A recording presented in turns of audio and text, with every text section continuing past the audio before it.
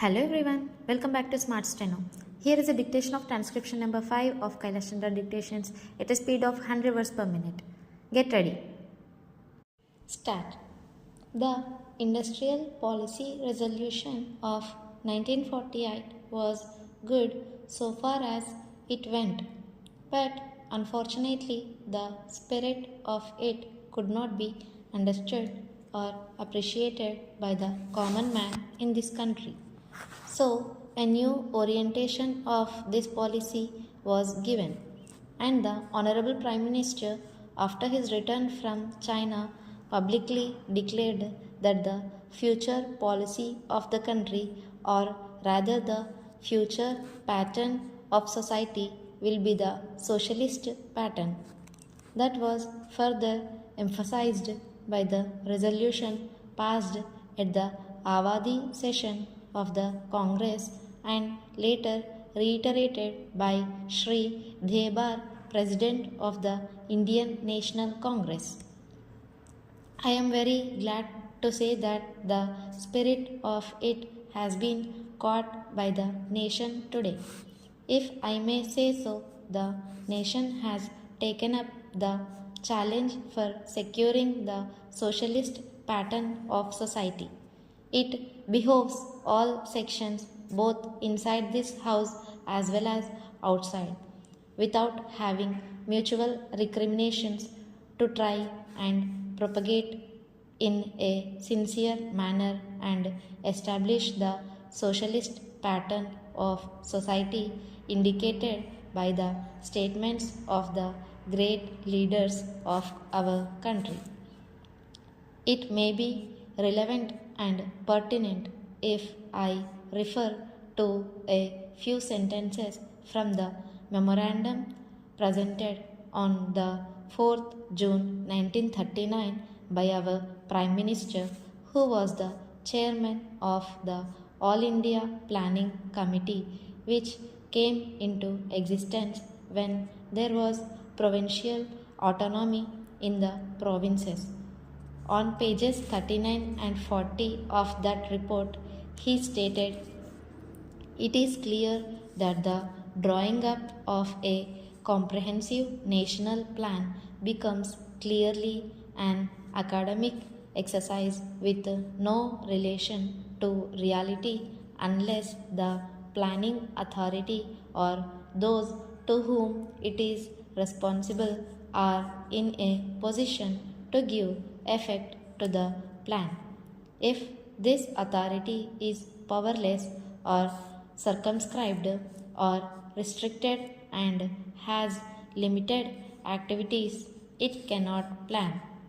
An essential prerequisite for planning is thus complete freedom and independence for the country and removal of all outside control. This implies that the country possesses in itself full sovereign authority to take any measures, adopt any policies, and form any relations with other countries as may seem best to its governing authority in the interests of the country and its people. National independence is thus an indispensable preliminary for taking all the steps that might be found necessary for carrying out the 5-year plan in all its various aspects throughout the whole country. At the present moment, it is clear that not only have we in India no national independence, but we are hedged and obstructed by numerous restrictions, limitations, safeguards, and reservations which block the path to planning and progress. Our plan for national development must therefore be drawn up for a free and independent India. Thanks to the sacrifices made by millions of our countrymen and countrywomen under the leadership of the father of the nation, Mahatma Gandhi. We have today secured complete sovereign political independence at a time when the nations of the world were engaged in the bitterest struggle using all the weapons of destruction. If, therefore, we have secured political independence during the period of a quarter of a century, it should not be difficult, especially when we are today masters in our own country, to secure a socialist pattern of society as has already been indicated. But it requires the assistance, the propaganda, the active work of all those who are interested in this. I am sure so long as my honorable friends, the minister, the deputy minister, and the other minister who represent the Commerce and Industry Ministry can give us an assurance that the capitalist pattern would be avoided.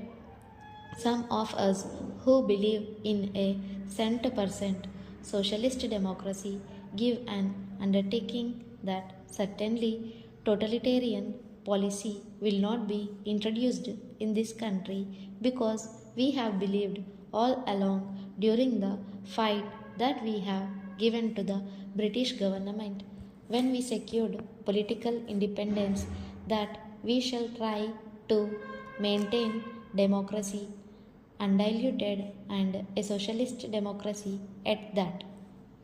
I am absolutely certain that in this country of ours, liberty of thought, liberty of speech, and liberty of action will be guaranteed to every citizen to express his views in the manner he pleases.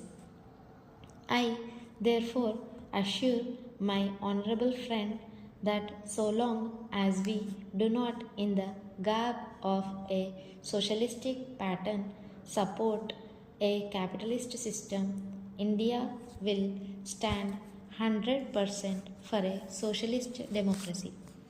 Now, luckily for us, the fundamental rights of the Constitution have declared that a citizen would be assured of many of the social amenities which will give reasonable comfort from the womb to the grave. But mere enunciation, as I have said many times, will not satisfy the common man unless the saying is put into effect. I am absolutely certain, therefore, that so long as there is a determination on the part of our countrymen, we will be in a position to secure a socialist pattern of society. It is not even possible to draw up a plan on any other basis. Thank you for watching. Subscribe for more shorthand dictations. Like and share this dictation with your friends and comment your doubts below.